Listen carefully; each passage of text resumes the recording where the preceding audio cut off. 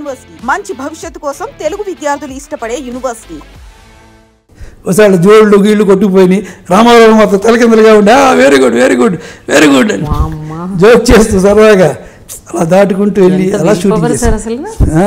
ఎంత will power, ఎంత ఇది ఉండాలి అసలు, పట్టుదల. ప్రొడ్యూసర్ అంటే ఎంత గ్రేట్ అండి. 24 రోజులు షూటింగ్ అక్కడ ఫినిష్ చేసుకొచ్చాం. సార్ మీకు ఇంత క్లోజ్ అసోసియేషన్, ఇంత బంధం ఉంది. ప్రతి మీ జీవితంలో పర్సనల్ కావచ్చు, అంటే వ్యక్తిగతం కావచ్చు, లేకపోతే సినిమా కావచ్చు, ప్రతి ఒక్కటి మీరు దాసనారాయణ గారితో డిస్కస్ చేయకుండా ఉండరని విన్నాను. అలాంటిది ఇప్పుడు వారి మరణం మీకు big vacuum in your life. చాలా గ్రేట్ యాక్షన్. ఇప్పుడు ఎందుకంటే పొద్దున్న లేచేటప్పటికి వాళ్ళ గురుగారి దగ్గరికి వెళ్ళలేదే అనే క్వశ్చన్ ఉండేది నాకు. ఇప్పుడు లేస్తే అసలు ఏంటి బ్లాంక్ అయిపోయాం, బాగా బ్లాంక్. ఒక పట్టుదల కానీ, 10 మందిలోకి వెళ్ళినప్పుడు ధైర్యం కానీ ఉండేది లేదండి. ఇప్పుడు మొన్న బర్త్డే కూడా వెళ్ళి అందరు కూర్చొని ఆయన సీట్ దగ్గర వచ్చాం అందరం కూడా. ఇది గ్రేట్ లాస్ అండి. ఇది ఇండస్ట్రీకి పెద్ద లాసు, మా స్టాఫ్కి మాత్రం చాలా లాస్. ఎందుకంటే 40 years నుంచి ఆయన దగ్గర కూర్చున్నాం కదా, ఏదైనా ఉంటే ఆయన దగ్గరికి వెళ్ళేవాళ్ళం. ఇది సార్ అనేవాళ్ళు. ధైర్యం అనమాట. అంటే ఇప్పుడు మన తుఫాన్ అది వచ్చిందనుకోండి, ఆ తుఫాన్ వస్తుంటే పిట్టలు పిచ్చుకలు అన్నీ కూడా గుళ్ళలోకి వెళ్ళిపోతాయట. కానీ ఈగిల్ మాత్రం మేఘాలు దాటి పైకి వెళ్ళిపోద్దట, అక్కడ ఉండి చూస్తట. అలాంటి దాసనారాయణ గారు చాలా గ్రేట్ లాస్ అండి. మేము ఇంకా ఆయన ఉన్నాడనే ఫీలింగ్తో వెళ్తున్నాం. మేము ఆయన ఫోటోలు చూడలేదండి, మేము ఆయన సినిమాలు చూడట్లేదు, ఇప్పుడు ఆయన వాయిస్ వింటలేదు. బాధ వచ్చేస్తుంది ఉంటుంటే లేరు కదా అని. రామారావు చనిపోయినప్పటి నుంచి ఆయన సినిమాలు చూడలేదు నేను. ఇది లేరు కదా ఆయన ఒక పెద్ద ఫీలింగ్. అది తలుచుకుంటే బాధ ఎక్కువ. మెమరీకి బాధ కదా, లేరు కదా మనిషి లేనప్పుడు ఎంజాయ్ చేయలేము ఆ ఐడెంటిటీ. అలాగే దాసనారాయణ గారు ఐడెంటిటీస్ కూడా, అందుకే సభలో మీటింగులు సన్మానాలు అంటే మేము రాము, ఆయన గురించి మాట్లాడలేము ఇంకా అనేది చెప్తున్నాం. Great loss.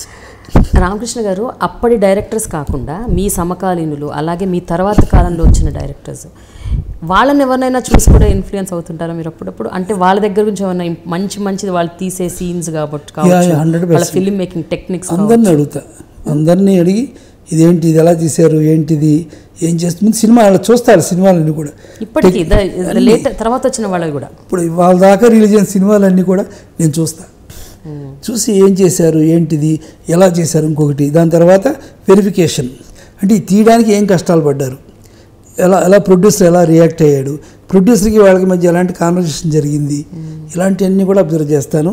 వాళ్ళ నుంచి నేర్చుకోవాల్సినవి కూడా చాలా ఉంటాయండి. నేర్చుకోవాల్సిన అంటే లేటెస్ట్ టెక్నిక్ ఏం చేశాడు.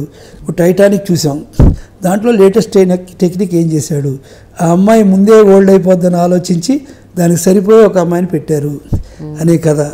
ఇలాగా అవతార్ అనేది మనకు వచ్చిన తెలుగు సినిమాల్లో తెలుగు సినిమా, దాన్ని ఎలా చేశారు అనేది ఆలోచించి అసలు ఈ టెక్నిక్ని ఎలాగ అప్లై చేశారు అనేది చెప్తే, కొందరు చెప్తుంటారు గాంధీ సినిమాలో కెమెరా ఎలాగ నెత్తి కట్టుకొని గాంధీ కూడా వాడు పరిగెడుతూ తీశాడు, అందుకే నడిచారు, ఇలాంటివన్నీ చెప్తుంటారు. అందుకని వీళ్ళు ఏ టెక్నిక్ వాడారు అనేది మనం ఆలోచించి అది మనం ఏం తీసుకోవచ్చు. మీరు ఏదన్నా అలాంటిది చూసి వాడిన ఉన్నాయండి టెక్నిక్స్? అంటే చూసిన వాడేయడం కాదు, అంటే ఆ కైండ్ ఆఫ్, అంటే ఇది ఇలా చేశారు, ఒకసారి నా సినిమాలో ఇలాంటిది ఒకటి పెడదాం అని అలాంటిది ఏమైనా? అలాగే ఏముండదు, కానీ అలా చేశారు కాబట్టి మనం ఇంకోటి ఎలా చేయొచ్చు అనే దానికోసం దాంట్లో నేను ఎప్పుడూ ఇంకోటి ఆలోచిస్తాను. మై వీక్ పాయింట్ కావచ్చు, చాదస్తం కావచ్చు, ఇది టైంని ఎలా సేవ్ చేస్తుంది, ప్రొడ్యూసర్ని ఎలా సేవ్ చేస్తుంది అనేది, ఈ రెండు మాత్రం నేను ఎక్కువగా ఆలోచిస్తాను. అది చూసాం కదని ఎంత పడితే అంత చేసేయడం, ఎలా పడితే అలా చేసేయడం, ఇక్కడికి వెళ్ళిపోదాం అనేది ఉండదు. నా అసిస్టెంట్లు కూడా నా మీద కోపం చేస్తుంటుంది. ఒకసారి ఏ సార్ మీరు ఒకసారి తాజ్మహల్లో తీద్దామని అనుకున్నాం సీను, తీరా తీసే టైంలో తాజ్మహల్కి పర్మిషన్ క్యాన్సిల్ చేశారు. ప్రొడ్యూసర్ నా దగ్గరికి వచ్చి, తాజ్మహల్ ఇలా దొరకట్లేదండి, మనకి డేట్లు అన్నీ పోతున్నాయి అంటే, ఎలాగా అయితే సరే వదిలేండి అని చెప్పాను. చెప్తే మా వాళ్ళంతా స్ట్రైక్, మన తాజ్మహల్ దగ్గర తీద్దామన్నారు, మీరు ఇలా కాంప్రమైజ్ అవ్వకండి, మీరు కాంప్రమైజ్ అయితే ఎలాగా, కాంప్రమైజ్ అవ్వడం కదయ్యా, వీలు లేదు కదా, ప్రొడ్యూసర్ చేయలేకపోతున్నాడు, పర్మిషన్ లేదు, మనం ఏం చేయాలి, మరి ఎలాగండి, సరే ఓకే ఇలాంటప్పుడు మనం ఎలా చేయాలో మనం ఆలోచిద్దాం అని చెప్పి ఒక తాజ్మహల్ ఫోటో తెప్పించాం. తెప్పి వాళ్ళిద్దరిని పెట్టి సీన్ అంతా కూడా రిఫ్లెక్షన్లో తీసాం. ఓకే. తీస్తే ఆ సీన్ అంతకంటే బాగా వచ్చింది. అందుకని మనం ఎప్పుడు కూడా ఒకటి పెట్టుకోవాలి. మనం అనుకుంటాం ఇలా ఇలా ఇలా ఇలా ఇలా అనుకుంటాం, కానీ ప్రాక్టికల్గా వచ్చేటి కానీ కుదరవు. అప్పుడు ఎలా చేయాలనేది కూడా పెట్టుకోవాలి అనేది నేను ఎప్పుడు ఆలోచిస్తా. ఇప్పుడు వచ్చిన జనరేషన్ పెడితే కొత్త కొత్త ఎక్స్పెరిమెంట్లు కానీ బాహుబలిలో కూడా నేను స్టడీ చేస్తుంటా. ఏంటంటే రాజమౌళి ఎంత కష్టపడ్డాడు, అది ఎంత కష్టం, ప్రొడ్యూసర్కి ఎంత కష్టం. చెప్పానుగా ఇలా భోజనాలు ఎలా పెడతారు, ఎక్కడ ఎలా పెడతారు, ఇలా చూపించేసారే ఇలా చూపిస్తారా అని స్టడీ చేస్తాను. కానీ అలా మనం తీయగలమా లేదా అంటే అంత స్పీడ్గా అంత వేస్ట్ అవ్వకుండా చేయగలమా అంటే దాన్ని ఎలా తక్కువలో చేయొచ్చు, అది తక్కువ కూడా ఎలా చేయొచ్చు, ఇలా ఇంకో అదర్ వెర్షన్ కూడా ఆలోచిస్తుంటాను నేను ఎప్పుడు కూడా. అందుకని మనం అందరం కూడా అప్రిషియేట్ చేసే బాహుబలిలో కూడా కష్టం ఎంతో ఉంటుంది. మీరు ఎవరైనా డైరెక్టర్స్కి మీకు నచ్చితే అంటే మీకు సినిమా నచ్చితే టెక్నికల్గా బాగుంది అనిపిస్తే అది అద్భుతంగా అనిపిస్తే వాళ్ళకి ఫోన్ చేసి చెప్తారా, కలుస్తారా? వెళతా, నేను వెళ్ళి కలుస్తా, వాళ్ళే వస్తాను. అలా కలిసిన వాళ్ళు ఎవరు అంటే మీరు బాగా మిమ్మల్ని బాగా